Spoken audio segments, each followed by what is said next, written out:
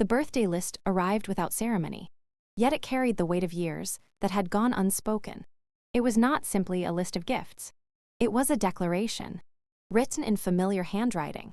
It asked for a $5,000 watch, a fully funded trip to Paris, and money toward a car down payment, as if these were natural expectations rather than extraordinary demands. There was no explanation, no acknowledgement of the effort such requests would require, and no awareness that asking itself might be inappropriate. The message that followed confirmed what the list implied. It did not ask whether I could help or if I was willing. It asked when the money would be sent. In that single word, the entire history of our relationship revealed itself with uncomfortable clarity. For years, I had been conditioned to accept requests without question, to interpret expectation as need and silence as agreement. The list felt less like a surprise and more like the final, unmistakable proof of something that had been quietly growing all along. Entitlement does not appear overnight. It develops gradually, nourished by excuses, defended by favoritism, and protected by the absence of consequences. Every time responsibility was softened, every time effort was bypassed, every time someone else stepped in to provide what had not been earned, the belief strengthened that wanting something was reason enough to receive it. What made the list so jarring was not the price tags attached to each item, but the confidence behind them. There was no gratitude embedded in the words, no sense that these gifts would be sacrifices for someone else. They were presented as deserved, inevitable, almost overdue. That confidence had been reinforced for years by a family dynamic that rewarded one voice while asking another to remain quiet. In that environment, expectation replaced appreciation, and taking became indistinguishable from being loved. The silence that followed my refusal was brief, but it was telling. It revealed how deeply my compliance had been assumed. When someone believes they are entitled, resistance feels like betrayal. The reaction that followed did not center on understanding or reflection. It centered on restoring the familiar order. Phone calls arrived carrying reminders of duty, of family roles, of how things were supposed to work. Responsibility was framed not as a shared value, but as a burden that belonged to me alone. The list had exposed more than entitlement. It had exposed how invisible my boundaries had always been. Entitlement thrives where imbalance is ignored. It grows strongest in spaces where one person's needs are endlessly validated, while another's are consistently minimized. Over time, this creates a quiet hierarchy where giving is expected from some and receiving is normalized for others. The birthday list did not create that imbalance. It simply illuminated it in a way that could no longer be dismissed or rationalized away. It forced me to confront how often I had mistaken obligation for love and compliance for peace. There was a moment, after reading those words, when clarity settled in. It was not anger or sadness that rose first, but recognition. I saw how many times I had stepped aside to make room for someone else's comfort. I saw how often I had been told that strength meant enduring without complaint. I saw how silence had been praised as maturity, even as it erased me. The list crystallized these realizations because it asked for everything while offering nothing in return, not even acknowledgement. Entitlement is rarely challenged because it is often disguised as need or tradition. It is easier to maintain the illusion of harmony than to confront the cost of imbalance. Yet the cost is always paid by someone, usually quietly. In my case, it had been paid in delayed conversations, unspoken resentment, and the steady shrinking of self-worth. The birthday list became the point where silence was no longer sustainable. It asked too much, not just financially, but emotionally. It demanded the continuation of a role that required my constant self-erasure. By refusing, I disrupted a narrative that had been years in the making. The discomfort that followed was not evidence of wrongdoing. It was evidence of change. The list had done what countless smaller moments had failed to do. It revealed entitlement in its purest form and forced a choice between preserving a false peace and reclaiming personal dignity. That moment marked the beginning of a shift, not because I had been wronged for the first time, but because I finally chose not to accept it anymore. Growing up in a family shaped by favoritism meant learning early that attention was not distributed equally, and that love often came with conditions I was never invited to negotiate. It was not announced openly or acknowledged as a flaw. It existed quietly in daily routines, in who was celebrated and who was expected to adjust. From the outside, our family appeared close and supportive, but inside, there was an unspoken hierarchy that everyone seemed to understand except me. One person's needs were always urgent, always visible, while mine were treated as manageable, secondary, or simply assumed to take care of themselves. In that environment, I learned to become invisible without realizing it. I learned that praise was reserved for certain achievements and certain people, while my efforts blended into the background as if they were expected rather than earned. When I succeeded, it was met with nods instead of applause.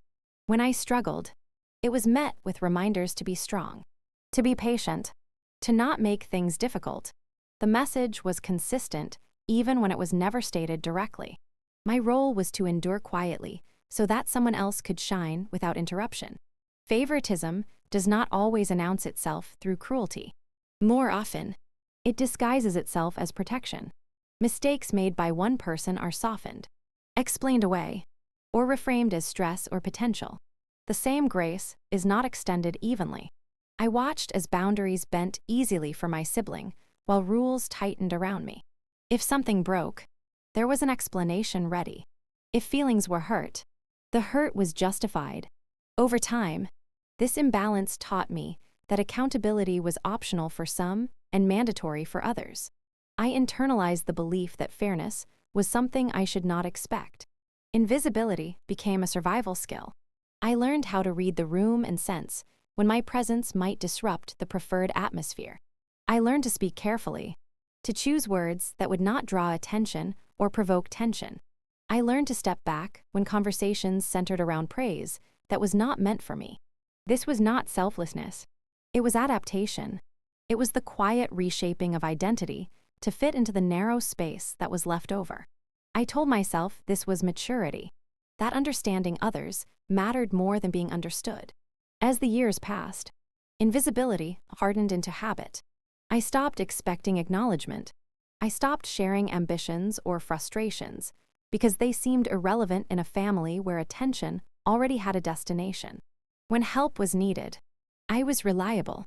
When support was required, I was available. My usefulness became my value. Yet usefulness is not the same as being seen.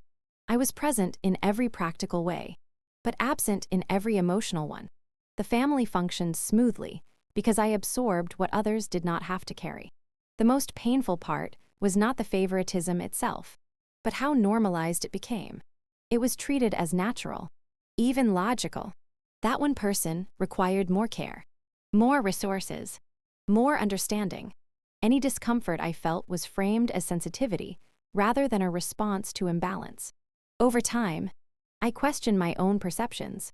I wondered if I was imagining the disparity, if I was simply asking for too much.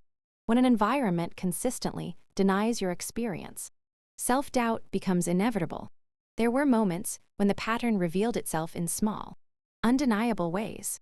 Family gatherings where conversations flowed around me rather than with me.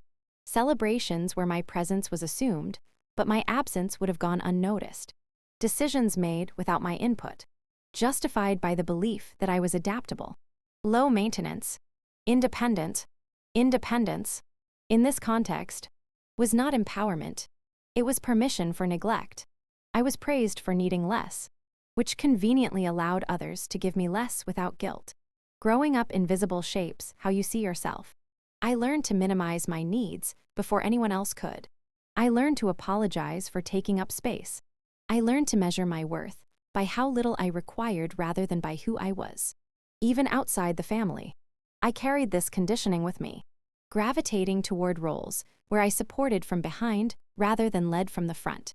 It took time to recognize that this pattern was not humility, but a learned response to being overlooked. Favoritism creates distortion.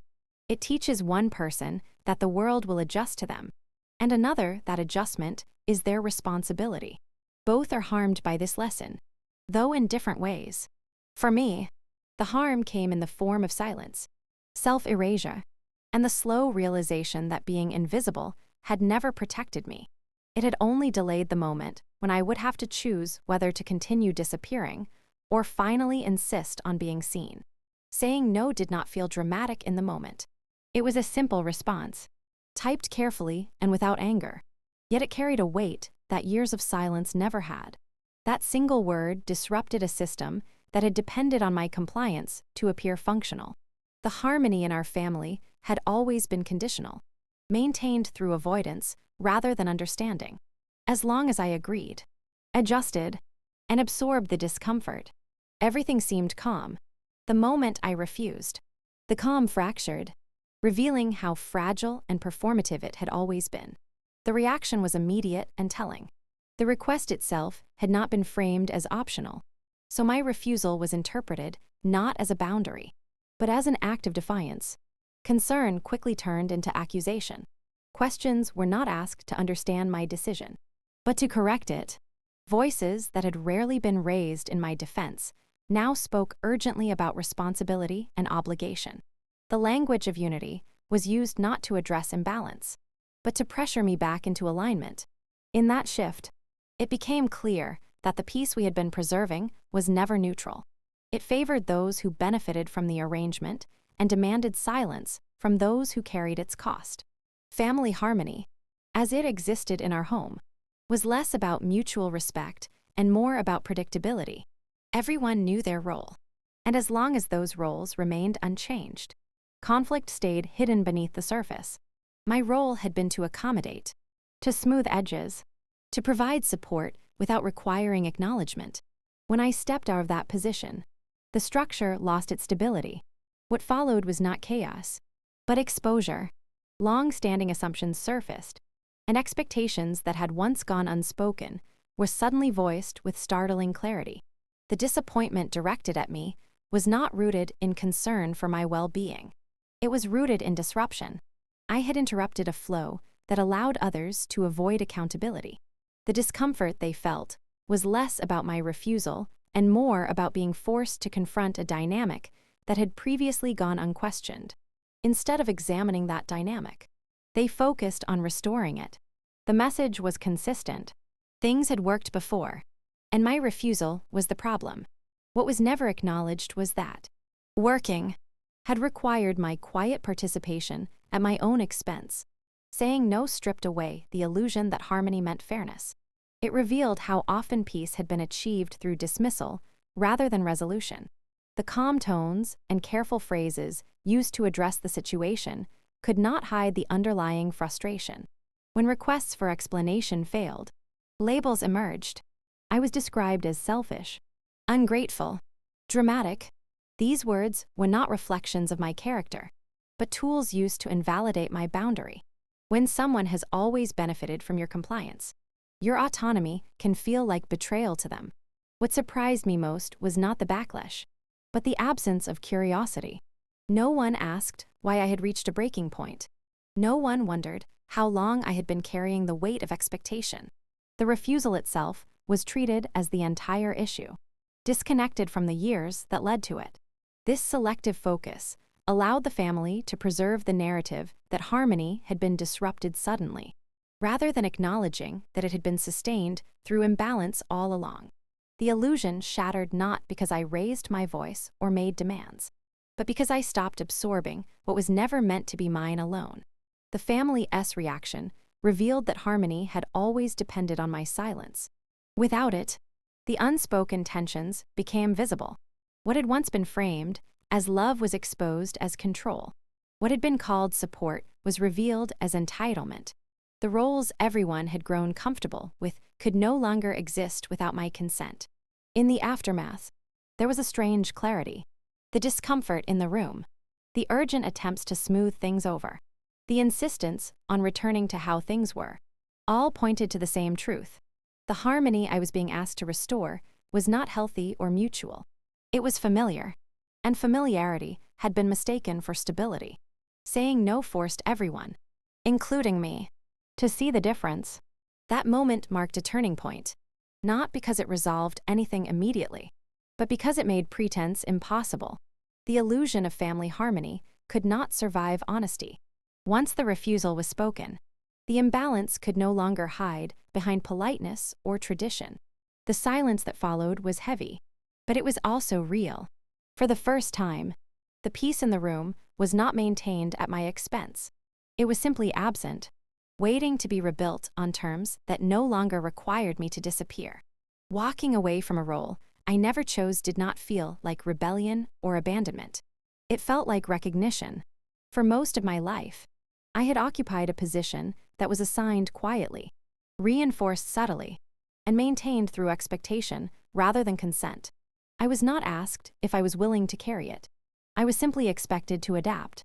Over time, the role became so familiar that questioning it felt almost unnatural, as though my discomfort were a personal flaw rather than a reasonable response to imbalance. That role was built on the idea that strength meant endurance and love meant sacrifice without limit. I was the dependable one, the flexible one, the person who would step in when something was needed and step back when attention shifted elsewhere. I learned to equate usefulness with belonging. As long as I provided stability, support, and resources, my place in the family felt secure.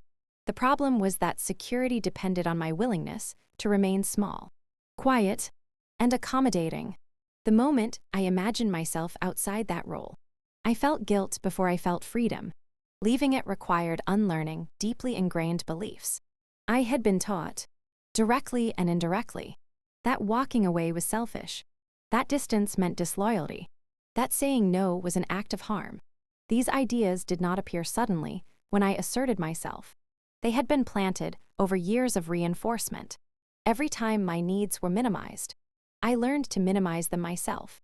Every time harmony was praised, I learned that conflict was something I should prevent at all costs, even if it meant absorbing discomfort alone. The decision to step away was not impulsive. It came after long periods of reflection, after recognizing how consistently my boundaries were ignored and how rarely my efforts were acknowledged. I realized that I had been living in reaction mode, shaping my choices around what would keep others comfortable rather than what would allow me to grow. The role I had been playing demanded constant availability, but offered no reciprocity. It asked for loyalty without respect and sacrifice without appreciation. Walking away exposed how conditional my acceptance had been. When I stopped fulfilling expectations, concern quickly transformed into criticism. The same people who praised my reliability questioned my character. The narrative shifted from seeing me as supportive to seeing me as difficult. That shift was painful, but it was also revealing. It showed that my value had been tied to compliance rather than connection. As long as I stayed within the boundaries of the role, I was appreciated.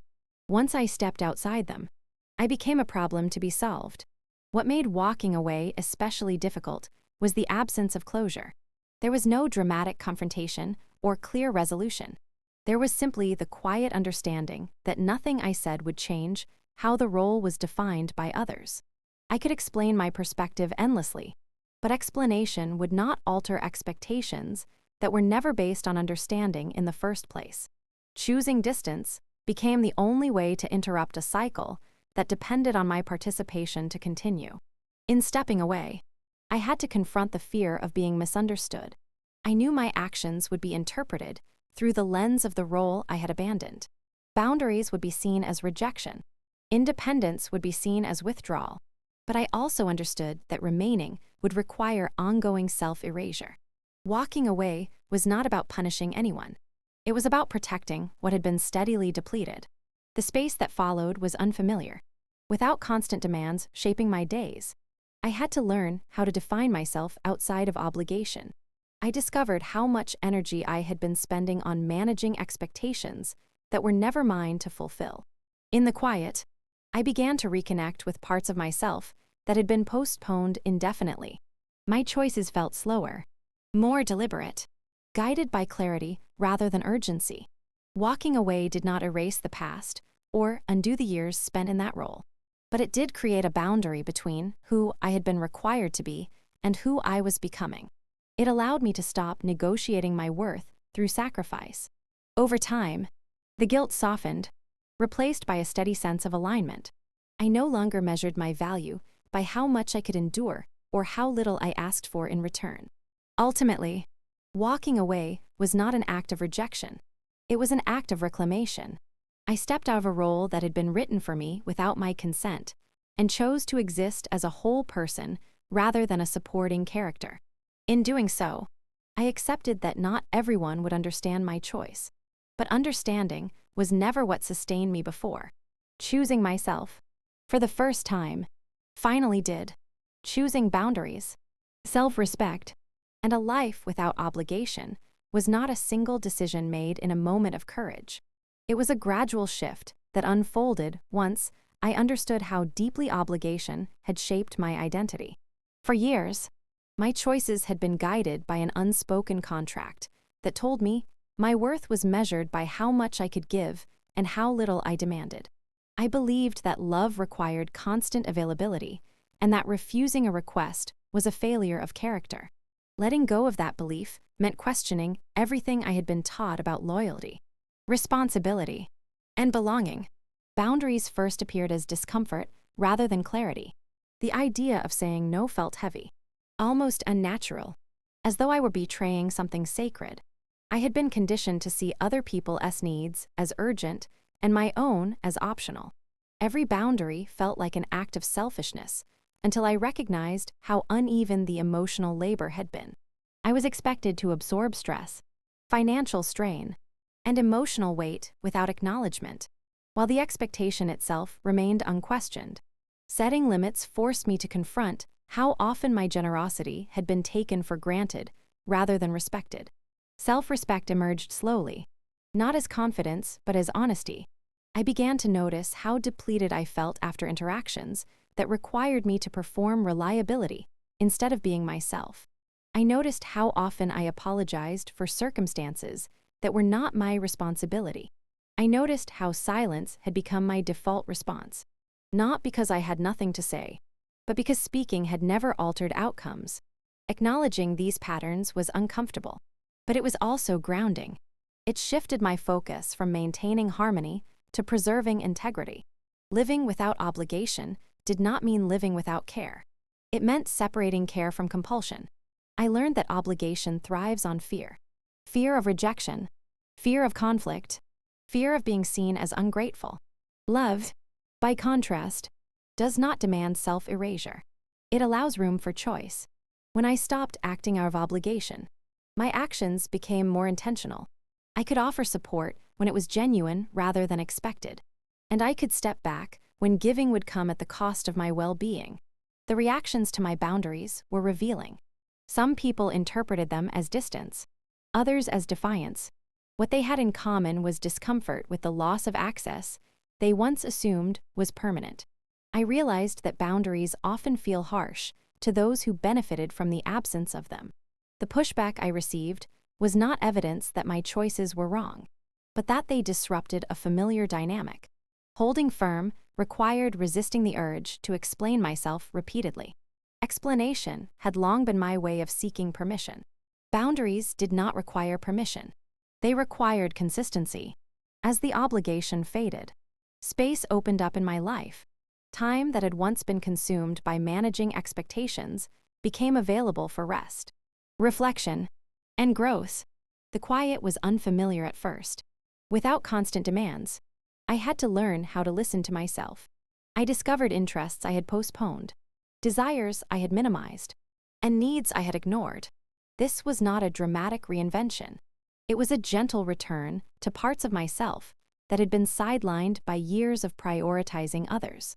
Self-respect changed how I defined relationships. I no longer equated closeness with sacrifice or loyalty with endurance. I began to value reciprocity, mutual consideration, and emotional honesty. Relationships that relied on obligation either adjusted or drifted away. While some absences were painful, they were also instructive. They clarified which connections were sustained by genuine care and which were maintained by expectation alone. Choosing this path required patience. There were moments of doubt, especially when guilt resurfaced or, when familiar voices questioned my decisions. But over time, the steadiness of living in alignment outweighed the discomfort of standing firm.